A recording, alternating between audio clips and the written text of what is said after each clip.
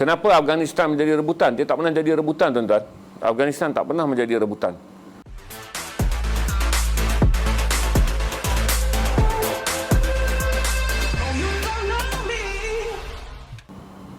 Soalan ni bunyi dia macam simple, tapi nak jawab dia tu complicated. Afghanistan tak pernah menjadi kawasan rebutan. Kenapa Rusia menduduki Afghanistan pada tahun 79? Kerana era Perang Dingin. Kerana era Perang Dingin, semua negara-negara pada waktu itu ingin melebarkan pengaruh dia. Amerika dan Sekutu Barat nak bawa demokrasi, Rusia nak meluaskan pengaruh dia. Rusia pada waktu itu, ingat tahun 79 waktu perang berlaku, saudara kena ingat, Uzbek, Tajikistan, Kazakhstan, Turkmenistan dan Azerbaijan, 5 buah negara Islam ni berada dalam Soviet Union. Berarti hanya tan yang tak ditakluk Rusia hanya Afghanistan. Uzbekistan, Tajikistan, Kazakhstan, Turkmenistan dan Azerbaijan. Kesemua ini dulunya, Dewan ni hanya merdeka 1961 dengan 1964. Ni negara 5 negara Islam yang saya sebut kepada saudara.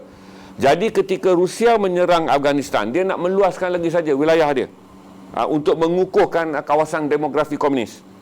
Kerana pada tahun itu dia kerajaan Soviet Union telah pun menakluk 5 negara ni dalam perang tahun 1940 lepas masa perang dunia kedua tu. Mereka menakluk kawasan ni dan menukarkannya daripada negara Islam merdeka kepada negara komunis Rusia. Sebab tu bila merdeka, bila jatuhnya kerajaan komunis Rusia, Rusia merdekakan semua negara ni. Termasuklah dia merdekakan sekali negara-negara seperti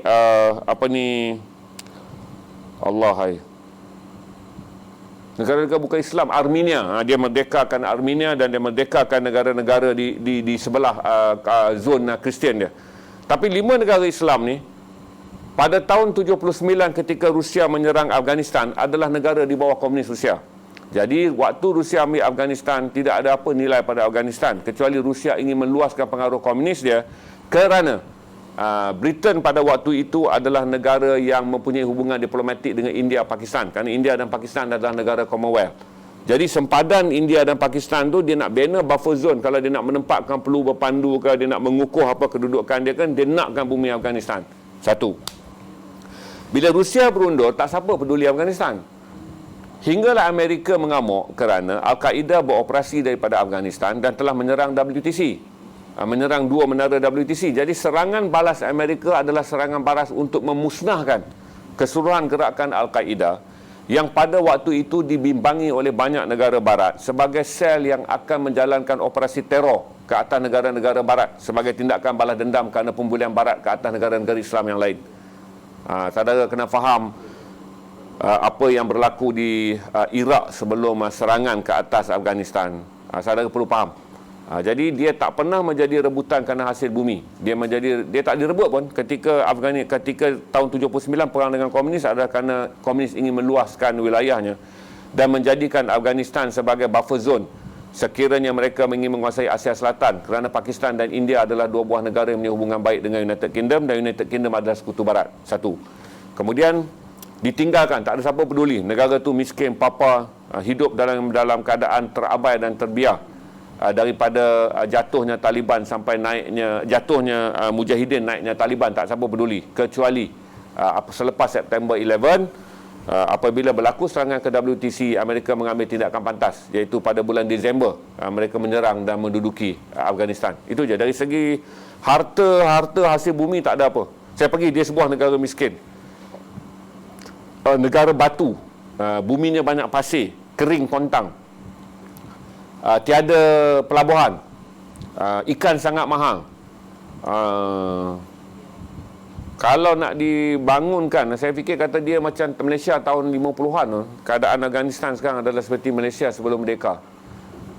Seperti Malaysia sebelum merdeka. Itu je. Dengan kalau siapa menjadi kerajaan pun, mereka terpaksa berfikir apakah asas ekonomi Afghanistan. Berarti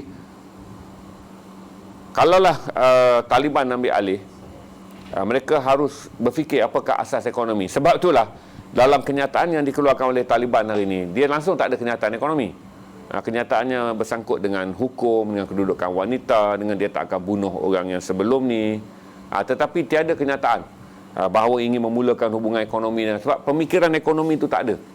Kerana negara ini adalah sebuah negara perang yang lama. Penyumberan ekonominya tidak pernah berlaku dalam tempoh 40 tahun lebih.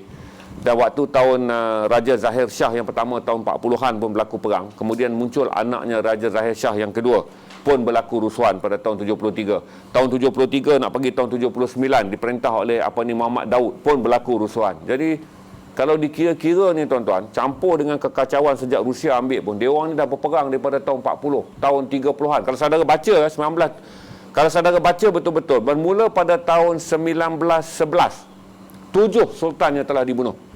Berarti sebelum datang orang putih ni pun, ketika dia adalah sebuah negara Islam monarki pun, kalau saudara baca 7 ke 11, saya tak boleh ingat fakta tu, tapi 7 sultan yang telah dibunuh. Saya pegang 7 dulu yang paling sikit. Tapi ada sumber yang lain mengatakan 11 kerana diukur hingga tahun 87. Jadi saya confused. Jadi saya kata Rusia menakluk Afghanistan tahun 79, jatuhnya Raja Zahir Shah. Jadi saya mengambil kira selepas tahun 79 saya tak kira. Sultan-sultan tu sebagian dibunuh kerana pada waktu tu saya menganggap institusi monarki telah pun jatuh. Jadi saya pegang kepada fakta 7. Daripada zaman Islam tanpa perlu dijarah oleh komunis ataupun oleh Amerika pun, mereka adalah bangsa yang memang berperang kerana masalah suku dan masalah puak. Hingga ada satu jenaka mengatakan, jenaka yang marah tuan-tuan, satu jenaka mengatakan bahawa datang Amerika, mereka akan gairah berperang dengan Amerika. Selepas Amerika pulang, mereka akan berfikir dengan siapa pula mereka nak berperang.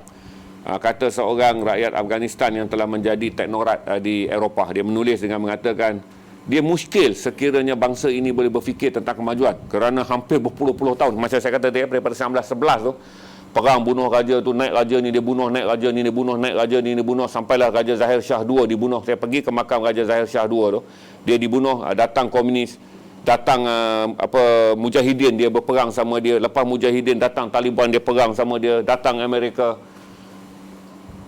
Tapi kita doa lah tuan-tuan, walaupun sejarahnya yang begitu panjang, melebihi daripada 110 tahun, sebab pembunuhan sultan yang pertama yang saya ambil kira adalah 1911. Tahun ni dah 2021, jadi 110 tahun lah, supaya Allah reda akan bumi ni. Kerana di situlah tinggal saudara Islam kita. Negara yang 90, saya ingat lebih 95% kot.